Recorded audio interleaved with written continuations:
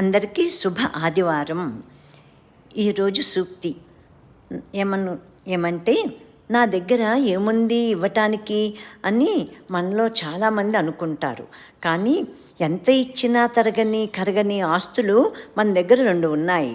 మొదటిది స్వచ్ఛమైన నవ్వు, రెండవది సంతోషాన్ని, ప్రేమని పంచే వెలకట్టలేని ఆత్మీయత. కష్టపడి సంపాదించిన ఆస్తులు కర్పూరంలా కరిగిపోవచ్చు, కానీ మనకి సహజంగా వచ్చిన ఈ ఆస్తులు 2 పంచే కొద్దీ పెరుగుతాయి. ఇది నాకు చాలా నచ్చిన కొటేషను. ఎందుకంటే మనకి భగవంతుడు స్వతహాగా ఇచ్చింది చిరునవ్వు. తర్వాత మనం సంపాదించుకున్నది మన స్వశక్తితోటి, సద్బుద్ధితోటి సంపాదించుకునేది వెలకట్టలేని ఆత్మీయత.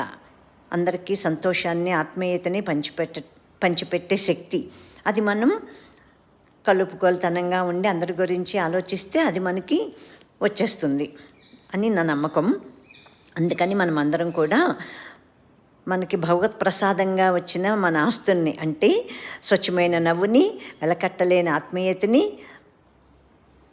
ఆస్తిలాగా మనం మన దగ్గరే ఉంచుకుంటూ అవి అందరికీ పంచిపెడుతుంటే అవి ఎప్పటికీ పెరుగుతాయే తప్ప తరిగిపోవు. కాబట్టి మనం అందరం కూడా ఆత్మీయంగాను నవ్వుతూ అందరితో కలిసిమెలిసి ఉందామా?